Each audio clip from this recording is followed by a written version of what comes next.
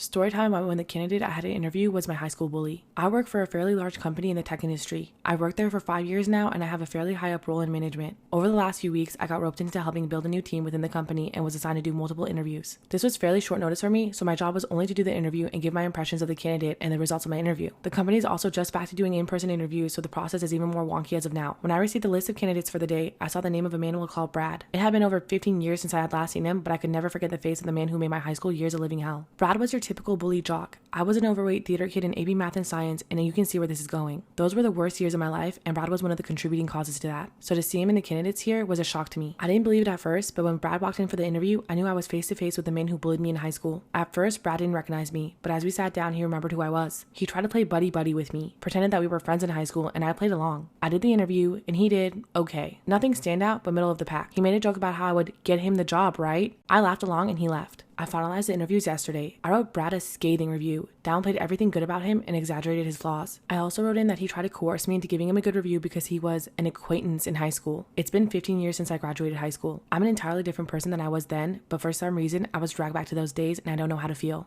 A story time about when I unintentionally gave my dog the best damn day of his life. Let me start by saying that it's important to note whenever I cook hot dogs, I slice the package, take out a few, roll the rest back up into plastic packaging, and fasten it with some good old-fashioned elastic bands. Today, however, I did not do that. I couldn't tell you why my dumbass decided to just fold the plastic over a few times and place it back on the shelf, but here we are. So my spouse comes running down in their few minutes between endless meetings to make their lunch quickly. We're the only two in the house, plus our little rescue dog who is a stray and is an absolute mooch. I mean, this dog will weave between your feet, eyes glued to the floor, hoping for even a single speck of crumb because woe is him, he's never been fed a day in his life. So we're all in the kitchen, I hear the fridge open, and it suddenly dawns on me hard that my spouse is most definitely going to go for those hot dogs that I wrapped like a dumbass. I quickly turn around and say something, and my spouse in slow motion, wide-eyed, stares at me as the hot dog package unrolls like a fruit by the foot commercial and douses my dog's entire skull in too much to be reasonable in one fucking package of hot dog water. My dog lost his shit. Like a Christian grandma with the second coming of Christ, my dog just tears ass across the entire apartment with the worst case of the zoomies I think we've ever seen him have. He proceeds to spend the next 15 minutes singing our praises as the greatest humans alive as he rolls across every piece of furniture we own. I'm talking every piece of furniture. Now, I don't hate hot dogs, but the smell is weirdly overpowering, and every time I sat down on something else, all I can smell is the godforsaken hot dogs. My dog loves it though, and now I'm figuring out how to shampoo out hot dog water for my life. I have so many regrets.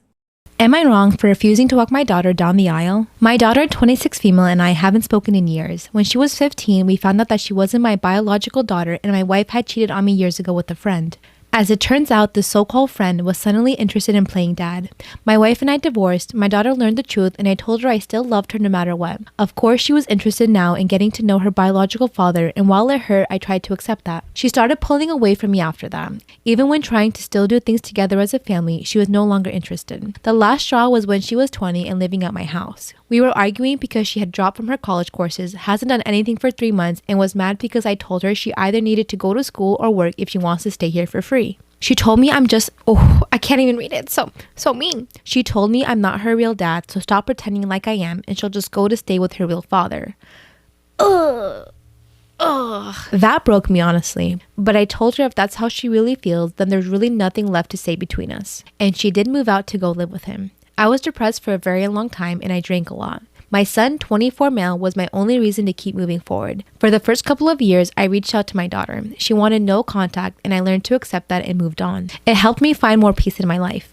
My son stopped talking to her for a while over this and was angry with her. They still chat sometimes, which doesn't bother me at all. Through him, I learned her biological father died in October 2019. She reached out to me first, saying she knows that we haven't talked in a while, but wants to ask me if I'd be willing to walk her down the aisle. After a pretty long message about how much she hurt me in the past with her actions, I told her no. She didn't want me to be her father anymore, so I learned to no longer view her as my daughter. This turned into a fight between us because according to her, it's not her fault she wanted to know her real dad.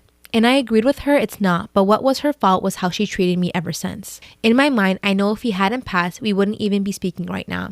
It ended with telling her I hope she enjoys her wedding, but I want no part of her life. My son told me she's ranting to my family that I'm ruining her day and she thought parents are supposed to love their kids unconditionally. Oh, what a gaslighting bitch. Fuck her. Oh, I can't be swearing so much. Sorry. My brother seems to think that now I am being an asshole and that this is my chance to be in her life again, but I have no interest in that. Still seems that everyone has a strong opinion on it and that I'm making it difficult for my daughter to have the wedding she wants when it would mean a lot to her. My son is on my side, but the comments are still wearing me down, and just for the sake of my sanity, am I being an asshole?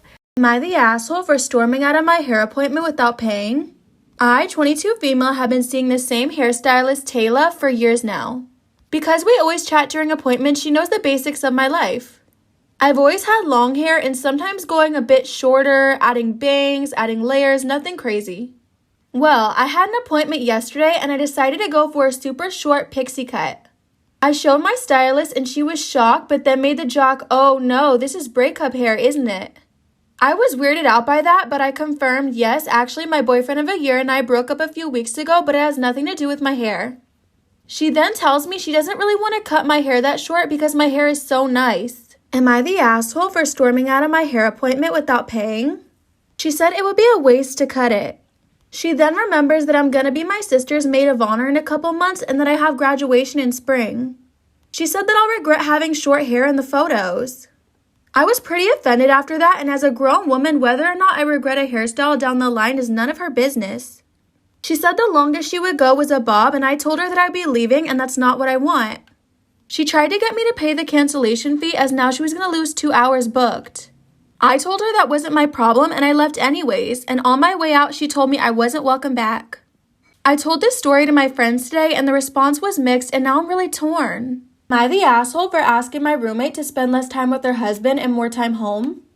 I, 21 female, moved in with my roommate, 27 female, at the beginning of the year after I answered her ad on Facebook. Originally, her husband also lived with her and they were both working on finishing their masters, but COVID caused a setback. He received a job opportunity, so they decided she would stay and finish while he went ahead and started his career. At first, I was nervous to room with someone who was older and also married.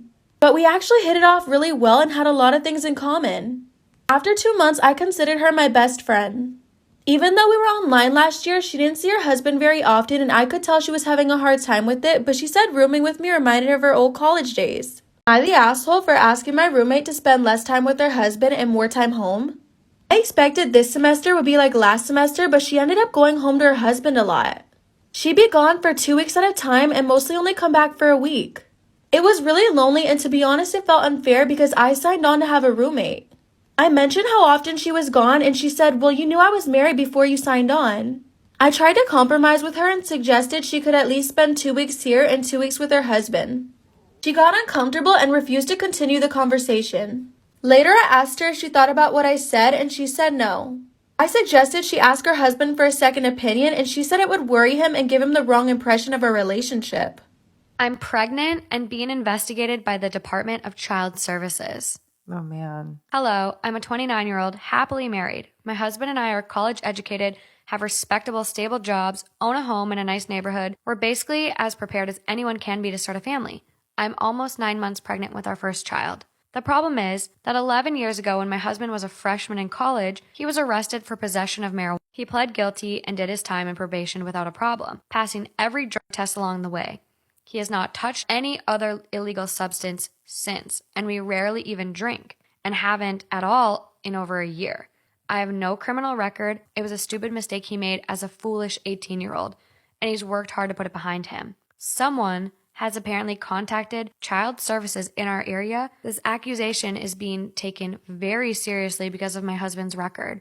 We have been as cooperative as could be with our caseworker. We've been interviewed, our home has been examined, and she found nothing remotely serious or incriminating. We have both taken tests and passed. Our caseworker says everything looks just fine so far. Unfortunately, she also says that there's still the possibility that our child could be taken from us in the labor and delivery ward. I was devastated and horrified to hear that. When I asked why, she said it was, quote, not up to her, and we'll have to wait and see, which made absolutely no sense to me. I feel like there's something she isn't telling me, but I have no experience with DCS and I'm not aware of anything we could have possibly done wrong. I'm scared and confused. Do I need a lawyer? Thanks for reading, and thanks in advance for your help. There's an update. Okay. Do you want me to just read the update first? It sounds like you want to. Say your comments, what you're thinking right away. I don't have a comment. I think I have a question.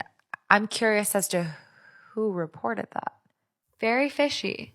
Very fishy, right? Yeah. I'll read the top comment on the post. Okay. And then just do the update. Yeah. And then talk about it, because that's where it gets weird. Okay. I am a former Indiana CPS investigator/assessor. Something here is not making any sense at all unless the law has changed greatly in the last few years when I left the department. As of this moment, you are pregnant, correct? You don't have any children? They are investigating the fetus? Someone replies, former CPS worker here too. Agree with you. CPS does not investigate pregnant women with no current children. Something is not right.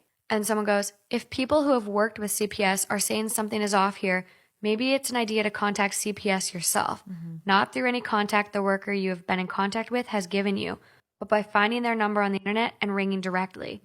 Ask if the worker actually works there, for starters. I've heard a few stories of people posing as CPS maliciously. I didn't even think of that.